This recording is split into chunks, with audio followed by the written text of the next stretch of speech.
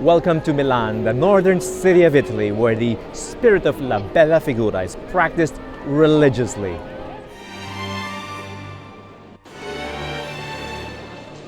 In this episode, we spent a full day in Milan discovering the city's most revered bespoke tailoring houses, its oldest and most prestigious barbershop, and the hottest dining establishments. We'll talk to their owners, try their services, and taste their dishes, with just enough time to spare to explore the city. All these as we try to make sense of that unique Milanese preoccupation with cutting a good and graceful figure in public.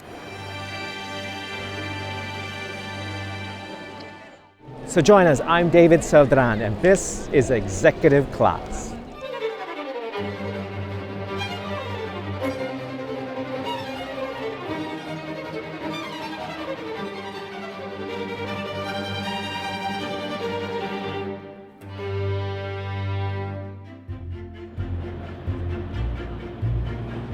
Italy's design capital may not possess the ancient monuments of Rome, the charming hill towns of Tuscany, nor the breathtaking seascapes of Italy's coastal cities. But if there's one thing Milan can be proud of, well, aside from all its money, it's her natural affinity to luxury, style, and beauty. The Milanese subscribe to the Italian notion of la bella figura ardently, and once you get over the initial disappointment of the city's uniformly gray landscape and weather, you'll find delicate touches of beauty displayed in streets and squares. The medieval Sforza Castle, the grandest of its kind in Lombardy, was one of the first attempts by wealthy Milanese families to practice the art of la bella figura in their city. By the end of the 15th century, the palace of the Viscontis and Sforzas of Milan were considered the most beautiful throughout Italy. You could say this was the beginning of the Milanese obsession with luxury.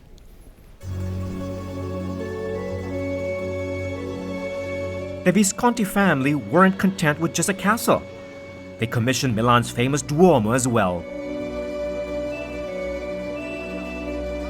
The cathedral that took over 5 centuries to finish is one of the most ornately decorated churches and the largest Gothic structure in the world. I guess if you want to show off, this is how you do it.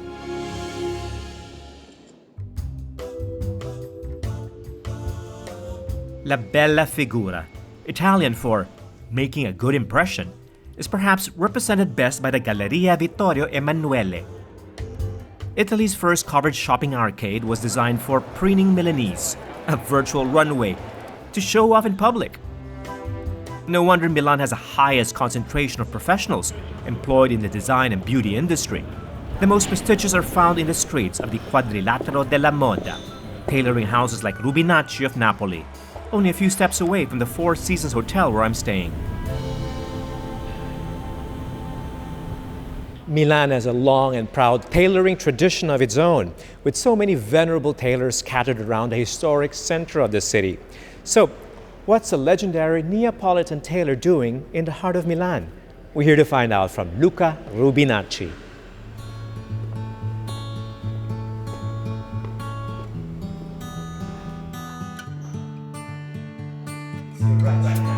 Luca represents a third generation of Rubinaccis, a noble Neapolitan family that belongs to the elite circle of bespoke tailoring firms in Italy. A style icon you're more likely to see on the cover of a men's magazine, Luca is a trained tailor who manages the family's Milan flagship store. What's a Neapolitan tailor doing in the middle of Milan? Don't they have enough good tailors in Milan? But actually, used to be enough tailor in Milan. I had a story that used to be more than 60,000 tailors only in the center of Milan in the 70s. What happened? You know, tailoring had a lot up and down because in 2000, in the 90s, 2000 disappeared many tailors in Italy and in London, in UK. So the major tailor house like Rubinacci, I'm the third generation, or a major tailor house in Italy was surviving, but all the little tailor with the arrival of the fashion brands disappear. So my father came here in the heart of Monte Napoleone in the 89, when he was dressing the kind of Milanese clients was wondering something more light, less constructed. Milanese who could afford handcrafted bespoke suits found Mariano Rubinacci's softer, lighter, Neapolitan-inspired cut perfect for the changing lifestyle of the time. There are certain telltale signs or signature features of a Rubinacci suit. What would these be?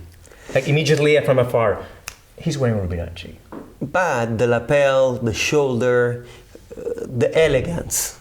How do you define elegance? From the understatement, a Rubinacci client is not something that you can see from a long distance, but you can recognize. You remember, it's like a gentleman. It's not means that you wear a red jacket, that is for Rubinacci. Today, the world of fashion is all about logos, logos, logos. We don't have logos, any logos in our jacket.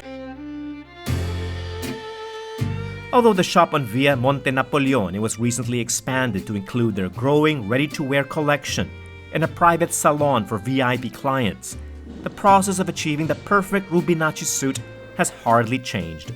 It still starts with a consultation with Luca, who believes tailors are more than just craftsmen. Because we are like a bespoke consultant, but with our tailor. So we are not only dressing you, but we are building a lifestyle. Clients choose from any one or a combination of original Rubinacci jacket styles, then pick a fabric from their vast collection of balls and catalogs in the shop. Rubinacci stocks one of the largest selections of rare vintage fabrics in Italy, if not the world, like the original Prince of Wales flannel first worn by British aristocracy. When a client's measurements, jacket style, and fabric choices, and any other special requests are complete, the bespoke suit comes to life in the workshop at the back of the boutique. Luca's 6 tailors in Milan sew everything from start to finish by hand to achieve the signature lightness and comfort of every Rubinacci suit. So what for you is a perfect suit? A perfect suit is something you can sleep in it. Should be like pajamas. Like pajamas. Should be big inside and tight outside. Celebrating its 30th year in Milan in 2019, the House of Rubinacci can be credited with popularizing the effortless sprezzatura style of Napoli to the Milanese, although the more formal silhouette associated with the Milan tailoring tradition is still very much in demand today. There are 2 types of tailors in Milan, those with shop fronts in the fashionable part of town who take in walk-in clients, and those which are pretty impossible to find and are only by appointment. Tailors like Musella Dembeck. No shop front, no sign, no name on the directory. A visit to Musella Dembeck's atelier is by appointment only. Wow. This is really insider.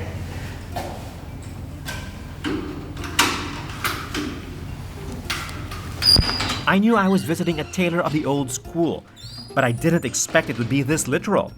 But I like the building's old world charm, intimate and personal, like visiting a friend's apartment, which apparently is what it is. The Musella Dembeck residence doubles as a client salon and bespoke workshop. It's a family affair. The tailoring firm is run by Gianfrancesco Musella Dembeck, his father, Francesco, and mother, Matilde. The second and third generation Musella Dembeck tailors have a full-time workforce of only 2 assistants. That's it. I imagine something larger for a company that has the wealthiest and best-dressed men in the world as their clients. Francesco alone has 7 decades of experience working with legendary tailors across Italy. His creations reflect the lightness of the South, where he first trained, the more formal lines of Abruzzo, where he once worked, and the masculine drape of Milan, where he currently lives. Think of the suits worn by former Fiat boss Gianni Agnelli, because most were made by Francesco for the Italian tycoon. His son, Gianfrancesco, put his jazz drummer dreams aside to continue the family tradition. Not only con la fantasia del jazzista. Okay, your fantasy, your dream is to be a jazz musician. Yeah. Why not? You can still do that. But this is his jazz, okay? Because the way you explain suit making, it's no rules. It's like it's just all intuition, it's all improvisation, it's all feel and emotion. That's right. After chatting about jazz, we turn to his other passion, tailoring, and the unique character of a Musella Dembeck suit, a style he developed himself.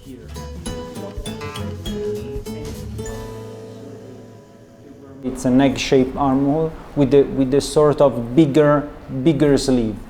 That is actually very small armhole, bigger sleeve. Yeah, because when you do a small armhole and you do a proportionate sleeve to that armhole, the sleeve becomes small. And so when you do like this, there's no movement. Instead, we do a small armhole and the sleeve is bigger. And so here it becomes like a balloon, a flower. Huh? And it's very rich, and you can see that is not flat. It's not like ready to wear. So is this for comfort, or is it for structure and aesthetics? It just looks more flattering to the figure. Let's say that it's both of the three things.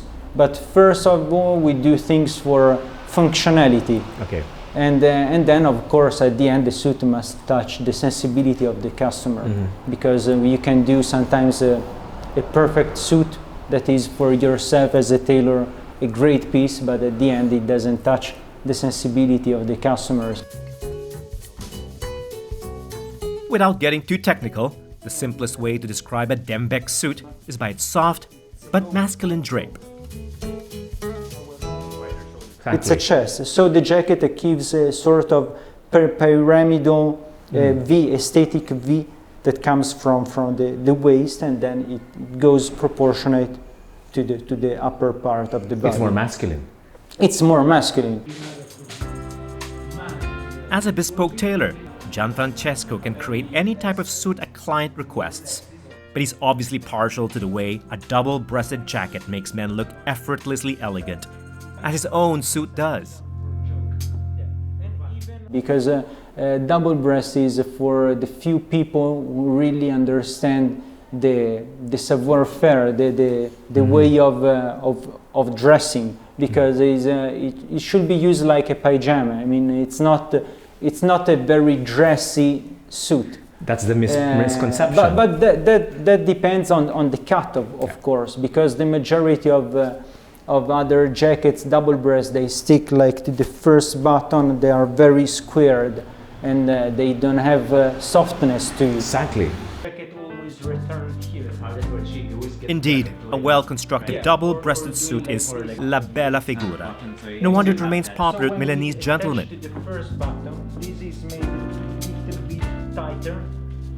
I come across this line a lot when they describe Milan, la bella figura.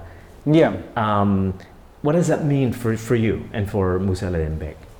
Well, la bella figura. Is it just about beauty? I mean, yeah, it should be about beauty, but it's not only about the aesthetic beauty, because also on our suits we say when it is beautiful inside, it is good also outside. So that is the same. When you have seniority, when you are elegant in manners, and when you understand the respect for other people, then that is la bella figura, because that reflects also on the work you do with the people you relate to every day. By that definition, the Musella Dembecks epitomize la bella figura for the respect they give to their craft, their co-workers and clients, and to the odd foreigner like myself, whom they've welcomed so warmly into their home. Up next, I go for a haircut at Milan's oldest barbershop, a to try the seasonal cuisine of one of the city's most celebrated restaurants. More La Bella Figura in Milano after the break.